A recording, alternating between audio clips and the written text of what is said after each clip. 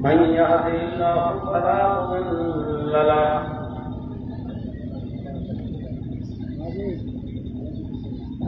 ومن يضلل فلا هادي له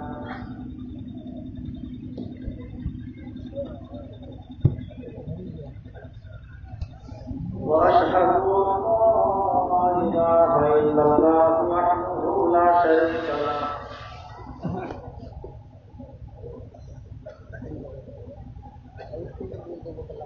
وأشهد أن محمدا عبده ورسوله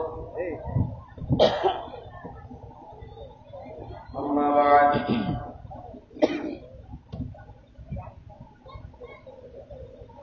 فإن خير الحديث كتاب الله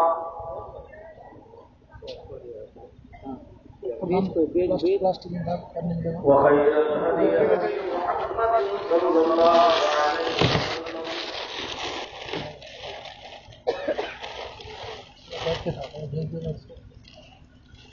وشر الأمور محدثاتها وكل محدثة بدعة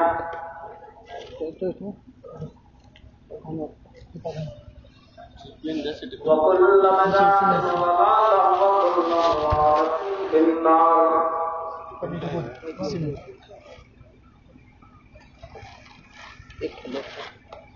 أعوذ بالله من الشيطان الرجيم. بسم الله الرحمن الرحيم.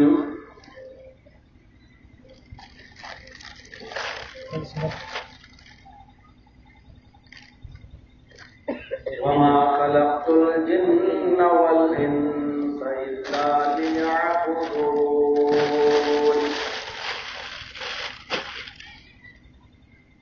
رب اشرح لي صدري ويسر لي أمري واحلل عقدة من لساني يفقهوا قولي.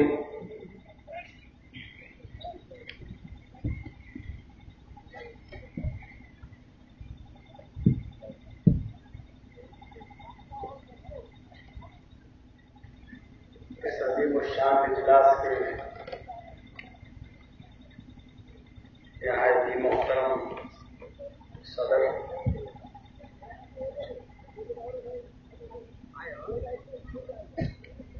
قابل ادب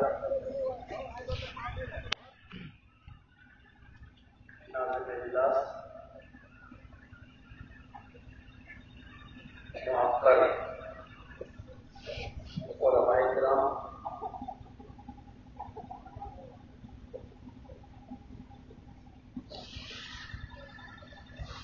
اور وہ جوار سے اطراف و اکناف سے آئے ہوئے نہایت ہی معزز سامعین، پردے میں بیٹھی ہوئی اسلامی خواتین، ماؤں بہنوں، قوم و ملت کے لائق پر نوجوانوں، مستقبل کے ہونہار عزیز بچوں،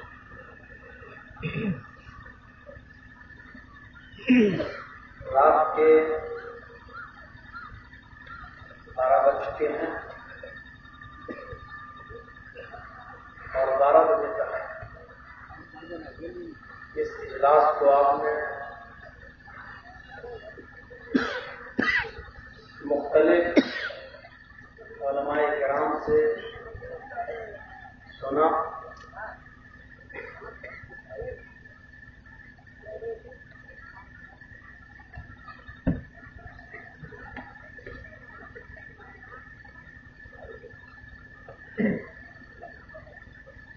مختلف عناوین پر آپ نے اچھی گفتگو سماعت فرمائی. آپ کو معلوم ہوگا کہ اس جلسے کی تاریخ 24 فروری یہ متعین کی گئی اور یہ پروگرام تقریباً 1.5-2 مہینہ پہلے ہی ہم سے لے لیا گیا تھا. موبائل کے ذریعے دیا گیا اور اس پروگرام کو پکا کرنے کے لیے اس پروگرام کے روح رواں اور مین قائد جناب مستقیم صاحب بنیاد تک پہنچے تھے. ایک پروگرام میں آیا ہوا تھا. ان سے ہمارے بےدینہ تعلقات ہیں اور ایک بہت ہی مخلص دوست ہیں. پروگرام ان کو دے دیا گیا اور متعینہ تاریخ پر میں پہنچا. حالانکہ پرسوں تک معاملہ بڑا پیچیدہ ہوا تھا اور آنا میرا عبادت، عابد، معبود، یہ 4 چیزیں ہیں. عبد بندہ، عبادت نماز روزہ کرنے والا عابد جس کے لیے کی جا رہی ہے وہ ہے معبود. عبد کا معنی ہوتا ہے غلام. ہم اور آپ کون ہیں؟ عبد اللہ، اللہ کے بندے. عباد اللہ، اللہ کے بندے. ہم سب ہم اللہ کے بندے، آپ اللہ کے بندے. عبد کے معنی غلام. اور غلام میں ملازم میں فرق ہوتا ہے. میں تھوڑی سی تمہید مان رہا ہوں سمجھانے کے لیے. ہم اللہ کے ملازم نہیں ہیں، ہم اللہ کے غلام ہیں. غلام میں اور ملازم میں فرق ہوتا ہے. مثلا میں گورنمنٹ کا سروینٹ ہوں، ملازم ہوں. کسی آفس میں جاتا ہوں تو میں نوکر ہوں، غلام نہیں ہوں. میں ملازم ہوں، غلام نہیں ہوں. ملازم کے لیے ضروری نہیں ہے کہ اپنے مالک کی ہر بات مانے، لیکن غلام کے لیے ضروری ہے کہ وہ اپنے مالک کی ہر بات مانے.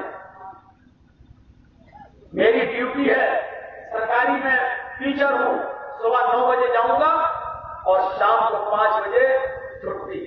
اب پرنسپل ہمیں زبردستی نہیں روک سکتا ہے 5 بجے کے بعد بھی روکو. کیوں نہیں روکوں گا؟ میں میری ڈیوٹی ختم ہو گئی. میں تمہارا غلام نہیں ہوں. اور میرا پرنسپل ہم سے صرف پڑھائی کا کام لے سکتا ہے. وہ یہ نہیں کہہ سکتا ہے مولانا جگجی صاحب سے بھی جھاڑو اٹھائیے، جھاڑو لگائیے. اب میرا غلام ہوں. میں پڑھانے کے لیے ٹیچر ہوں اور میں نے جو نوکری کی ہے وہ پڑھانے کی کی ہے. جھاڑو کا کام چپراسی سے کرواؤ، گھنٹی بجوانا ہے تو چپراسی سے بجواؤ، مہمانوں کو پانی پلوانا ہے تو چپراسی پیون لا کر دے گا. ہم نہیں، ہم ٹیچر ہیں، ہماری جو ڈیوٹی ہے وہ ہم کریں گے. نوکر ہر کام نہیں کرتا ہے. نوکر صرف اپنے وقت کا پابند ہے، ہر وقت نہیں کرتا ہے.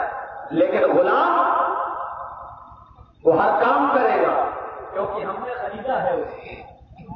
عرب کے اندر غلام خریدے جاتے تھے. بازار لگتا تھا، باقاعدہ مارکیٹ ہوتی تھی، لڑکے بکتے تھے، لڑکیاں بکتی تھیں. ہم نے اگر کسی لڑکے کو خریدا تو وہ ہمارا غلام ہے. ہم نے کوئی لڑکی خریدی تو وہ ہماری لونڈی کہلاتی تھی. تو جو ہم نے خرید لیا وہ ہمارا غلام ہے. ہم رات کے 2 بجے بھی اس کو اٹھائیں گے، اس کو اٹھنا پڑے گا. ہم رات کے 12 بجے بھی اس کو جگائیں گے، اس کو جاگنا پڑے گا. ہمیں جو بھی کام اس سے لینا ہو کام لیں گے. ہم یہ کہیں گے جاؤ پانی بھر کر لاؤ میرے لیے، وہ پانی بھر کر لائے گا. ہم کہیں گے چولہا جلاؤ تو چولہا جلائے گا. ہم یہ کہیں گے میرے اونٹوں کو، میری بکریوں کو جنگل میں لے جاؤ اور ان کو چارہ کھلا کر لاؤ. وہ ہمارے بھیڑ بکریوں کو جنگل نہیں لے جائے گا. میرا بیٹا رات میں بیمار ہوا, ہم اپنے غلام کو اٹھائیں گے, اٹھو اس کو ڈاکٹر کے پاس لے جاؤ, وہ ڈاکٹر کے پاس ہی لے جائے گا, اس لیے کہ وہ ہمارا خریدا ہوا غلام ہے. جب بھی ہمیں ضرورت پڑے گی ہم اس سے کام لیں گے اور اس کو میرا کام کرنا پڑے گا. ہم اللہ کے ملازم نہیں ہیں, ہم اللہ کے غلام ہیں. صرف نماز پڑھ لینا اور روزہ رکھ لینا یہ ہمارے لیے کافی نہیں ہے. اس ڈیوٹی سے ہم اللہ کی غلامی کا توق اپنے گلے سے اتار نہیں دیں گے. اگر اللہ کو نماز اور روزے کی ضرورت, ہم نماز بھی پڑھیں گے, روزہ بھی رکھیں گے, ہمیں حج فرض ہے حج بھی کریں گے, ہمارے پاس پیسہ ہم زکات بھی دیں گے. لیکن اگر رات کے 12 بجے کوئی ہمارے گاؤں پر شہر پر حملہ کر دے اور ہمیں لڑائی کے لیے جہاد کے لیے نکلنا پڑے تو ہمیں اپنی جان کا نذرانہ بھی دینا پڑے گا اور اپنی جان ہتھیلی پر رکھ کر رات کے اندر جہاد بھی کرنا پڑے گا. اللہ کا حکم ہوگا جہاد کرو تو ہمیں کافروں سے لڑنا بھی پڑے گا, جہاد بھی کرنا پڑے گا. اللہ نے فرمایا میرے بندو تم میرے غلام ہو, میں نے اپنی جنت کو بیچ دیا ہے تمہاری جان اور تمہارا مال ہم نے لے لیا. تمہاری جان اور تمہارے مال کے بدلے میں ہم نے اپنی جنت کو فروخت کر دیا ہے. تم ہمیں اپنی جان کا نذرانہ دو, اپنے مالوں کا نذرانہ دو, میں تمہیں جنت دے دیتا ہوں. پہلی بات تو یہ سمجھ لیجیے کہ ہم اللہ کے نوکر نہیں ہیں, ملازم نہیں ہیں, ہم اللہ کے غلام ہیں. نماز اور روزہ ہی ہماری ڈیوٹی نہیں ہے, بلکہ جس کام کے لیے اللہ کا جب بھی حکم ہوگا ہمیں وہ کام اس وقت کرنا ہوگا, کیونکہ ہم اللہ کے غلام ہیں. اب بات کو کہا جائے گا آگے تو سمجھ میں آئے, کیونکہ ہم نے ایک تصور بٹھا دیا ہے اب آپ کے ذہن میں کہ ہم نوکر نہیں ہیں بلکہ غلام ہیں. اور غلام کا مطلب یہ ہے کہ مالک کا ہر حکم اپنے ماننا ہے. ایک چیز اور سن لیں, غلام میں اور مالک میں اتفاق ہونا بہت ضروری ہے. اور اگر مالک کے اوپر کوئی آنچ آ رہی ہو تو غلام کو اس کا دفاع کرنا بہت ضروری ہے, ورنہ مالک اپنے غلام سے کبھی محبت نہیں کرے گا. آئیے کسان سے سمجھاتا ہوں. ایک بادشاہ گزرا ہے محمود غزنوی, بہت خراب مائل ہے. کیسے بول رہے تھے لوگ, جب قریب جاؤ تو آواز آتی ہے, دور ہٹ جاؤ آواز ہی نہیں آتی ہے. پتہ لگتا ہے کہ ہم لوگوں کے بہرے ہوئے سنا رہے ہیں. نہیں, دوسرا کہاں سے لائے گا, لائے گا تب تک تقریر ختم ہو جائے گی. تو پیسہ بھی نہیں دینا چاہیے, پیسہ پورا چاہیے, کام ادھورا رہے, فری ہی دیا ہوا. تو ایک مثال کو غور کریے. ایک بادشاہ ہے, نام ہے اس کا, بادشاہ گزرا, نام تھا اس کا محمود غزنوی. اس کے بہت سے غلام تھے. دیکھیے غلام اور مالک کی بات آ رہی ہے. اس کے بہت سے غلام تھے, لیکن وہ سب سے زیادہ جس غلام سے محبت کرتا تھا اس کا نام تھا ایاز. بہت پیاری مثال ہے, اس کو سمجھ لیجئے. پوری تقریر کا ڈیپینڈ اسی پر ہے. اس کے بہت سے غلام تھے محمود غزنوی کے, اور اس کا سب سے چہیتا غلام کا نام کیا تھا, ایاز. اچھا ایسا ہے نا, میرے بہت سے چاہنے والے ہوں اور ایک سے مجھے زیادہ محبت ہو تو دوسرے کیا کہیں گے, یار مولانا جگجیت تو اسی کے ساتھ گھومتے رہتے ہیں, اسی کو سب سے زیادہ پسند. ارے ہم بھی تو ان کے فالوور ہیں, ہم بھی تو ان کو چاہتے ہیں, ہم بھی تو ان کا کتنا پسند کرتے ہیں اور لائک کرتے ہیں. تو یہ شکایت اس کے سامنے بھی آئی محمود غزنوی کی. غلاموں نے کہا کہ ہم بھی تو آپ کے غلام ہیں, پھر کیا بات ہے آپ ایاز کو اتنا پسند کرتے ہیں, آپ گھوڑے پر بیٹھتے ہیں تو ایاز کو ساتھ لے جاتے ہیں, کھانا کھاتے ہیں تو آپ کے دسترخوان پر ایاز ہوتا ہے. یہاں تک کہ محمود غزنوی جب نماز پڑھنے کے لیے مسجد میں جایا کرتا تھا تو اپنے غلام ایاز کو بھی اپنے ساتھ لے جاتا تھا, اور جب مسجد میں صفیں لگتی تھی تو اپنے غلام کو اپنے بغل میں کھڑا کر لیا کرتا تھا, اور پیروں سے پیر, ٹخنے سے ٹخنے ملا کر یہ غلام اور بادشاہ دونوں کھڑے ہو جایا کرتے تھے. اسی منظر کو دیکھ کر علامہ اقبال نے نقشہ کھینچا تھا, ایک ہی صف میں کھڑے ہو گئے محمود و ایاز, ایک ہی سب میں کھڑے ہو گئے محمود و ایاز، نہ کوئی بندہ رہا نہ کوئی بندہ نواز۔ اتنا غریب اور اتنا چہیتا غلام تھا ایاز محمود کا، لیکن دوسرے غلاموں کو تھوڑی سی دشمنی ہو رہی ہے، کسی کو چاہتے ہم بھی تو غلام ہیں، تو ایک دن شکایت کرنے لگے، ماشاء سلامت اے محمود غزنوی مجھے آپ سے شکایت ہے۔ کہا کیا شکایت ہے؟ کہ ہم بھی آپ کے غلام ہیں، ہم بھی آپ کی خدمت کرتے ہیں، لیکن آپ ایاز کو جتنی محبت کرتے ہو ہم سے نہیں کرتے۔ محمود غزنوی نے کہا اس کا جواب سننا چاہتے ہو؟ ہاں، کہا کل رہیں گے۔ اتنا بڑا سوال تو تھا نہیں، کہہ رہے کل رہیں گے۔ ارے بتا دو نا کہ اس کے اندر کیا خوبی ہے، کیوں پسند کرتے ہو؟ کہا کل بتائیں۔ صبح ہوتی ہے،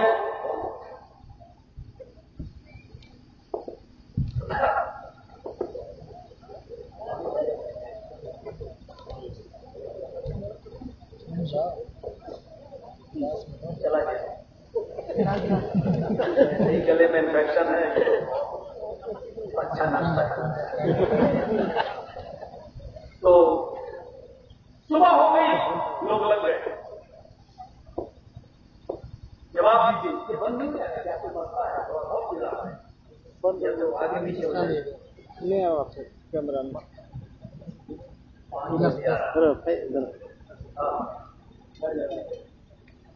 تو صبح ہوئی، بہت سارے غلام اکٹھے ہو گئے۔ محمود نے کیا کیا؟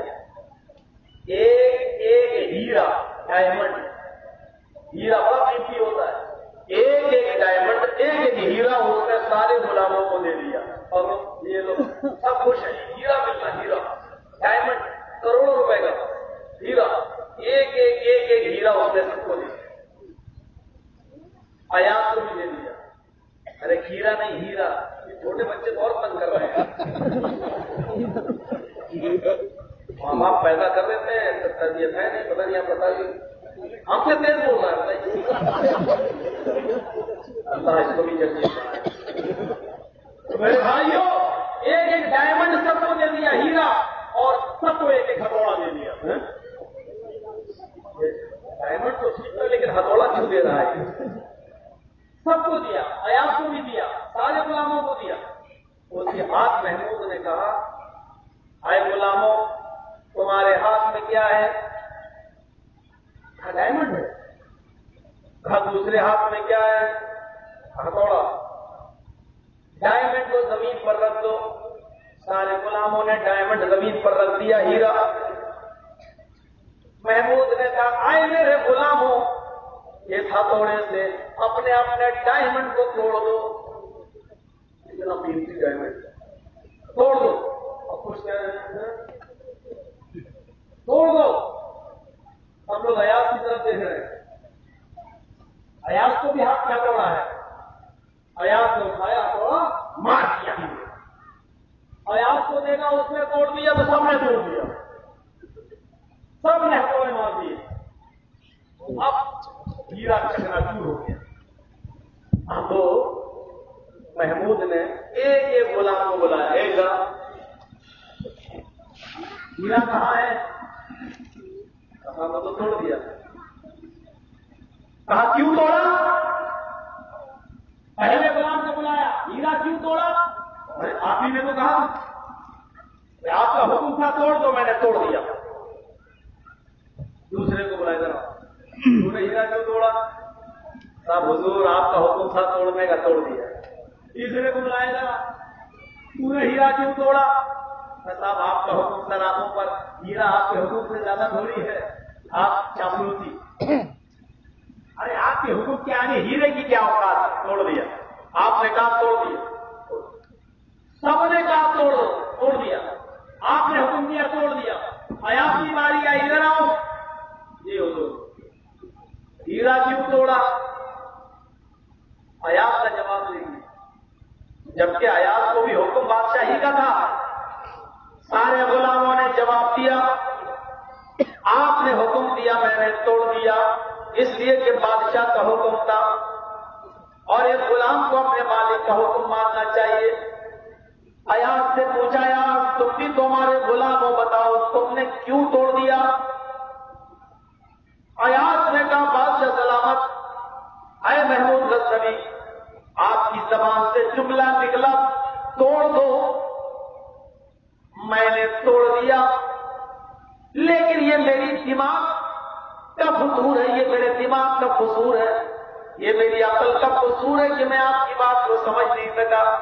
آپ کیا تلوانا چاہتے تھے یہ میں سمجھ نہیں پایا، آپ کا تلوانے کا مقصد کیا تھا یہ میں سمجھ نہیں پایا، یہ میری عقل کی کمزوری تھی، یہ میری ناقص العقلی تھی کہ میں نے ہیرے کو توڑ دیا اور میں آپ کی بات سمجھ نہیں پایا۔ محمود غزنوی نے تمام غلاموں سے کہا دیکھ رہے ہو تم سب کو میں نے حکم دیا تھا ہیرا توڑ دو، سب نے ہیرا توڑا، ایاز نے بھی توڑ دیا، لیکن جب پوچھا تم لوگوں سے کہ تم نے ہیرا کیوں توڑا تو تم سب نے میرا نام لگا دیا، تم سب نے مجھے قصوروار ٹھہرا دیا کہ آپ نے توڑنے کا حکم دیا، میں نے توڑ دیا، لیکن ایاز نے مجھے کس طریقے سے بچا لیا؟ ایاز نے سارا قصور اپنی عقل پر لے لیا اور کیا کہا یہ میری عقل کا قصور ہے کہ میں آپ کی بات کو سمجھ نہیں پایا، بادشاہ سلامت مجھے معاف کر دینا، میری عقل آپ کی عقل کو نہیں پہنچ سکتی ہے، میری کم عقلی تھی کہ میں نے آپ کی بات کو سمجھا نہیں اور ہیرا توڑ دیا۔ سنو، یہ میرا غلام مجھے سب سے زیادہ چاہیے اس لیے کیونکہ یہ میرے اوپر کوئی آنچ نہیں آنے دیتا ہے، یہ میرے اوپر کوئی الزام عائد نہیں ہونے دیتا ہے۔ مسلمانوں اب سنو اس مثال کے بعد، اب غور سے سنو، بندے میں اور اللہ میں، ہم اور آپ غلام میں، اللہ ہمارا مالک ہے۔ اب ایک بندے کے اندر اور اللہ کے درمیان بھی یہی اتفاق ہونا چاہیے کہ بندہ اپنے رب کے اوپر کوئی الزام نہ لگنے دے، جبکہ اللہ کے نبی فرماتے ہیں من یہدہ اللہ فلا مضل لہ ومن یضلل فلا ہادی لہ، اللہ جس کو ہدایت دے اس کو کوئی گمراہ نہیں کر سکتا اور جس کو گمراہ کر دے اس کو کوئی ہدایت نہیں دے سکتا۔ جب اللہ ہی گمراہ کرتا ہے اور اللہ ہی ہدایت دیتا ہے تو اس کا مطلب یہ ہے کہ جو نماز پڑھ رہا ہے وہ اللہ کے حکم سے پڑھ رہا ہے، جو روزہ رکھ رہا ہے وہ اللہ کے حکم سے رکھ رہا ہے، لیکن جو چور چوری کر رہا وہ بھی اللہ کے حکم سے کر رہا ہے، شرابی شراب پی رہا وہ بھی اللہ کے حکم سے پی رہا ہے، زناکار زنا کر رہا وہ بھی اللہ کے حکم سے، لیکن ایک بندے میں اور مالک کے درمیان یہ اتفاق ہونا چاہیے کہ کوئی چیز کا الزام وہ اپنے مالک پر نہ لگائے۔ اگر وہ نماز اور روزے کا پابند بن جائے تو یہ کہہ دے کہ میرے رب کی مہربانی ہے میرے اوپر، اس نے مجھے نماز اور روزے کی توفیق دی، لیکن اگر کوئی انسان بے ایمانی کے راستے پہ چل جائے، شرابی اور جواری اور زناکار بن جائے تو وہ اپنے رب پر الزام نہ لگائے بلکہ یہ کہہ دے یہ میری عقل کا قصور ہے، یہ میری اپنی فطرت ہے، شیطان نے مجھے بہکا دیا ہے اور غلط راستے پہ چلایا ہے، لیکن وہ اپنے رب کے اوپر کوئی الزام نہ لے دے، یہ کہے کہ شیطان نے ہمیں بہکا دیا ہے۔ جبکہ فطری طور پر دیکھا جائے تو اللہ کے رسول ہر خطبے میں یہ کہا کرتے تھے من یہدہ اللہ فلا مضل لہ ومن یضلل فلا ہادی لہ، اللہ جس کو ہدایت دے دے اس کو کوئی گمراہ نہیں کر سکتا اور جس کو اللہ گمراہ کر دے اس کو کوئی ہدایت نہیں دے سکتا۔ لیکن جب کوئی انسان گمراہی کے راستے پہ چلے تو اس کو یہی کہنا چاہیے شیطان نے بہکا دیا ہے، یہ نہ کہے کہ اللہ اس کو غلط راستے پر لے گیا، کیونکہ اللہ انسان کو اختیار دے چکا ہے۔ ایسے بتائیے ہم چوری کر رہے ہیں، یہ جانتے ہیں نا کہ برا کام ہے، تو اللہ تو یہ آفت دے چکا ہے، اللہ تو بتا چکا ہے چوری کرنا غلط ہے، اللہ تو کہہ چکا ہے کہ یہ تم جو کر رہے ہو یہ غلط کام ہے، تو جب تم اس کو جانتے ہو کہ یہ غلط کام ہے تو پھر اللہ کا کیا قصور ہے؟ اللہ تو عقل دے چکا ہے، اچھے اور برے کی تمیز تمہیں دے چکا ہے، اچھا اور برا تمہیں بتا چکا ہے، اور تم جانتے بھی ہو کہ چوری بری چیز ہے، زنا بری چیز ہے، شراب پینا بری چیز ہے، تو پھر یہ کیسے الزام لگا سکتے ہو کہ اللہ کے حکم سے ہم ایسا کر رہے ہیں؟ نہیں، کیونکہ اللہ نے کہا ان ہدیناہ السبیلین اما شاکرا و اما کفورا، ہم نے تو دونوں راستے بتا دیے، یہ صحیح ہے یہ غلط ہے، اب چاہو تو صحیح راستے پہ چل کے شکر گزار بن جاؤ اور چاہو تو برے راستے پہ چل کے ناشکرے بن جاؤ۔ ایک بندے کے درمیان اور اللہ کے درمیان یہی معاملہ، بندہ ایک عابد اپنے معبود پر کبھی الزام نہ لگائے، کبھی نہ کہے، اور اگر الزام لگا دیا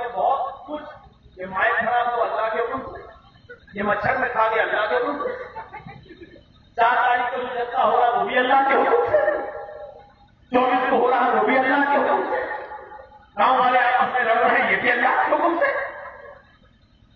پھر رہ کیا جائے گا؟ پھر تو معاملہ ہی چوپٹ ہو جائے گا۔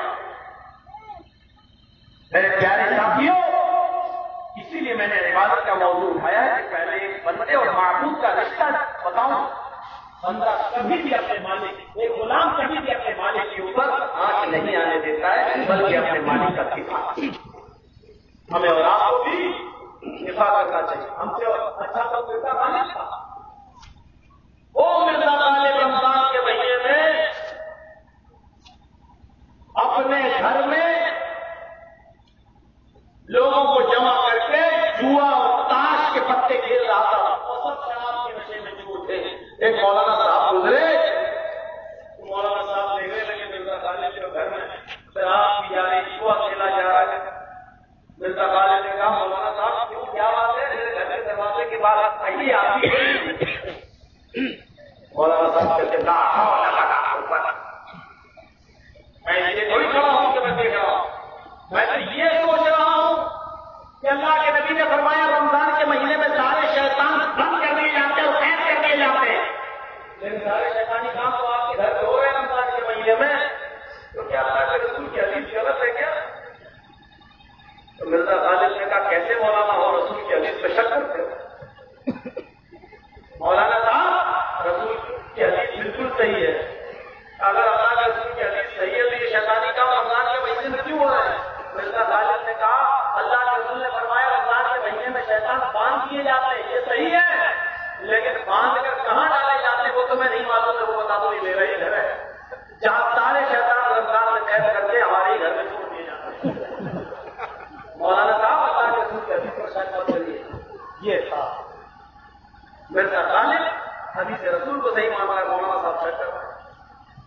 مولانا صاحب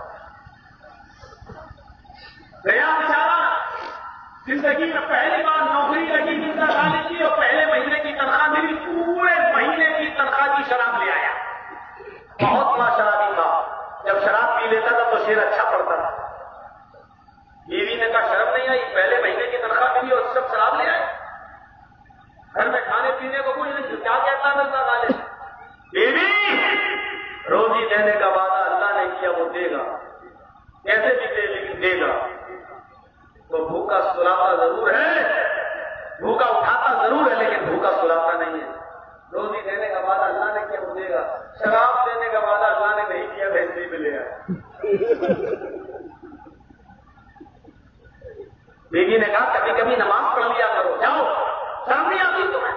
کہنے لگا پہلی بار عقل مندی کی بات کہی ہے، جا رہا ہوں نماز پڑھوں گا اور نماز کے بعد بھی اللہ سے دعا جب مانگوں گا تو شراب ہی مانگوں گا، اللہ مجھے شراب دے۔ اور مرزا غالب گیا، کیونکہ مسلکن دیوبندی تھا، اس کے ہوگا نیت کرتا ہوں میں 4 رکعت نماز پڑھوا سے اللہ کے میرا قبلہ شریف کی طرف اللہ پڑھنے لگا نماز، اور اسی کے سامنے 2 ہی رکعت پڑھ پایا تھا، تیار سے بیٹھا تھا، کسی نے شراب کی بوتل دکھا دی سامنے سے، اور سلام کچھ نہیں پھیلا، دوڑتا تو آگا شراب کی بوتل لے آیا، پیتا ہوا گھر چلا گیا۔ بیوی نے پوچھا نماز پڑھائے؟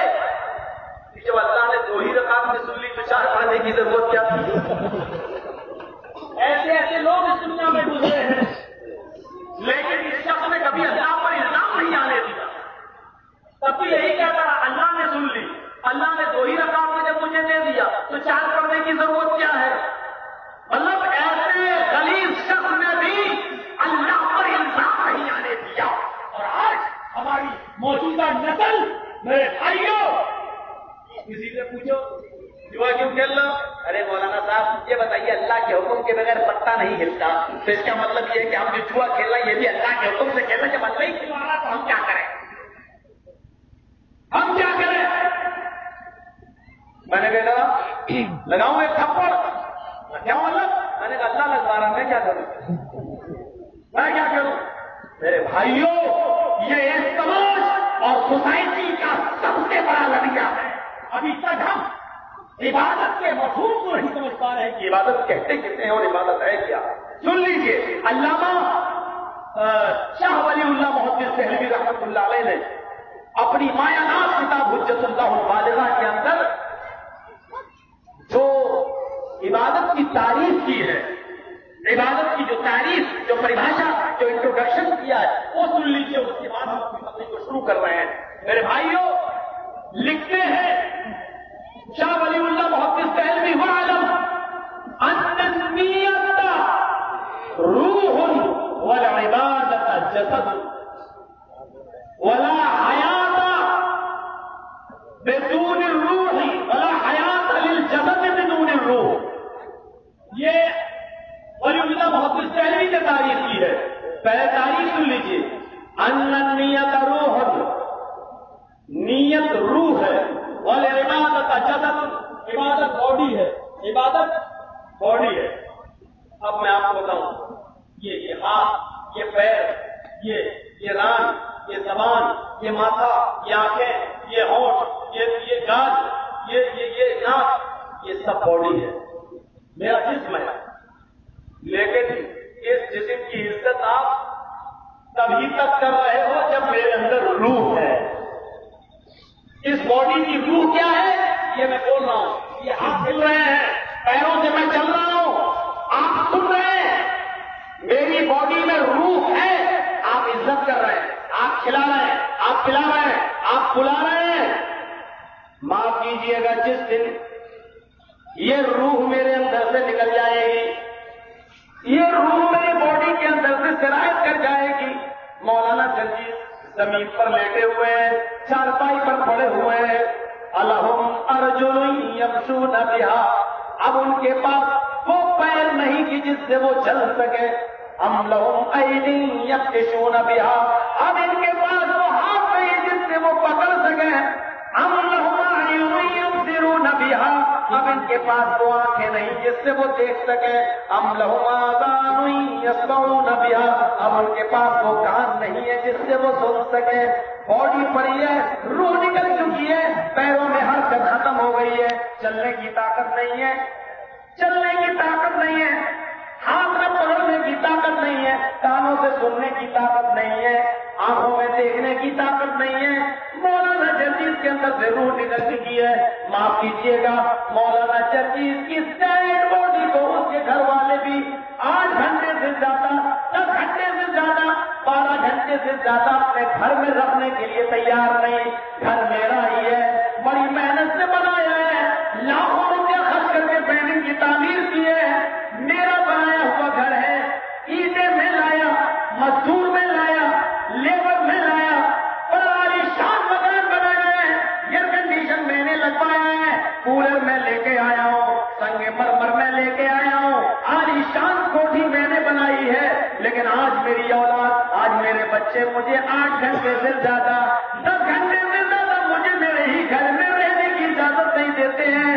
4 پائی پہ لٹا دیا جاتا ہے، 4 لوگ کاندھا پکڑتے ہیں، 4 پائی کو اٹھا دیتے ہیں، اور 2 گز زمین جو قبرستان میں میرے لیے پہلے ہی سے الرٹ ہے، پہلے ہی سے متعین ہے، جس پر کوئی قبضہ نہیں کر سکتا ہے، میرے مکان پر میری زندگی میں قبضہ کر سکتا ہے، لیکن میرا تو پرسنل، میری پراپرٹی وہی ہے، میری زمین وہی ہے، جو میرے مرنے کے بعد میرا دشمن بھی اس پر قبضہ کرنے کو تیار نہیں ہے۔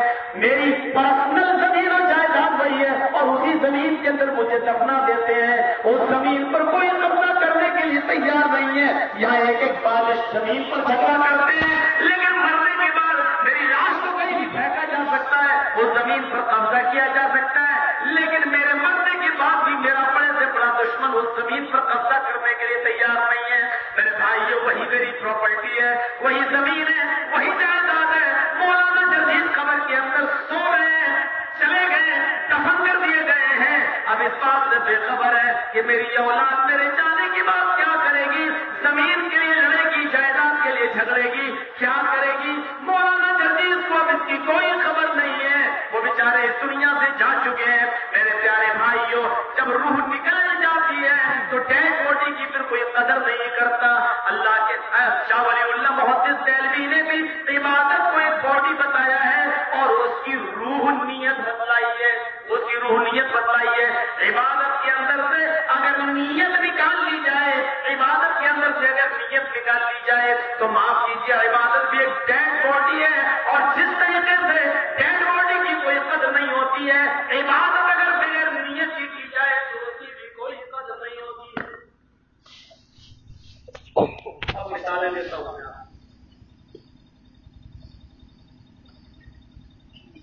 مثال دیکھیں، جہاد کرنا کتنی بڑی عبادت ہے، آپ تصور نہیں کر سکتے۔ اللہ کے نبی فرماتے ہیں قیامت کا دن ہوگا، ایک شہید اپنی قبر سے اٹھے گا، وہ اللہ کے عرش کی طرف جا رہا ہوگا، اس کے جسم سے خون کے قطرے گر رہے ہوں گے۔ مثال پر غور کیجیے، اور جو جہاں بیٹھا بیٹھ جاؤ، پیشاب لگ رہا ہے تو وہیں کر دو۔ اب میں مثالیں لینے پہ آ گیا ہوں، ذرا مثالوں پر غور کیجیے۔ خون کے قطرے گر رہے ہیں اس کے جسم سے، وہ اللہ کے عرش کی طرف آ رہا ہے۔ اللہ اس شہید کے جسم سے خون کے قطرے گرتے ہوئے دیکھتا ہے۔ قیامت کے دن دیکھے گا، فرشتے اس شہید کو لے کر آ رہے ہوں گے۔ اللہ پوچھے گا اے فرشتوں اسے کہاں لا رہے ہو؟ اللہ تیرے پاس لا رہا ہوں۔ کیوں؟ اللہ اس سے بھی حساب کتاب ہوگا نا، سب سے حساب کتاب کر رہا ہے، اس سے بھی پوچھ تاچھ ہوگی، اس سے بھی تو حساب کتاب بھولے گا۔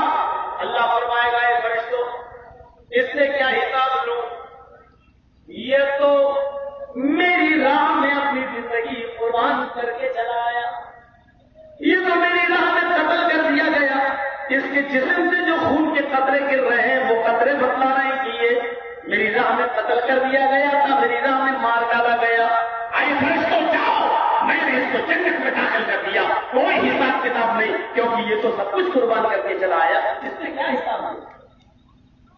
دیکھ رہے ہیں شہید کا مقام، دیکھ رہے ہیں شہید کا درجہ۔ اللہ تعالیٰ اس کو دور سے دیکھے گا، اس کے جسم سے خون کے قطرے گر رہے ہیں، اس سے حساب و کتاب بھی نہیں لے گا، اور اس کو بغیر حساب و کتاب کی جنت کے اندر داخل کر دے گا۔ لیکن فرشتے ایک اور شہید کو لے کر آ رہے ہوں گے۔ یہاں پر نظر ڈالیے، مثال پر غور کیجیے، نیت دیکھیے، ایک اور شہید کو لے کر آ رہے ہوں گے۔